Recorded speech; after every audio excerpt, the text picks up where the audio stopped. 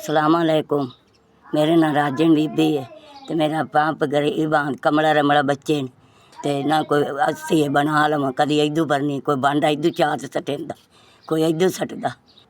मैं बेवार औरत हाँ तो मेरे 2 महीने का पंप खराब होया पिया ना मेरे को पैसा है ना कुछ कमले रमले बच्चे बस आदे घरे कुछ लोड़ इदू लाया सी कोई इदू लाया सी बस मैं बात करें दी पे ते खराब कदा दा मेरा पंप पिया तो मैं किसे मैंने लवा दिता ही तरसी गई ने गरीबां दी ते हुण मुड़ 2 महीने का ट्रक पिया तो कोई कारोबार है काई रंडे सवाणी ते मेरा कोई कमले रमले बच्चे के आप बाकी सारी बैठी 5000 दे गया। तुहाडी बड़ी मेहरबानी अल्लाह तुहानू घना देवे अल्लाह तंदुरुस्ती तुहानू देवे तुहाडे कारोबार नू बरकत पवे। मैं गरीबनी कदां दी बैठी हाँ पंप तो पानी तो बड़ी औखी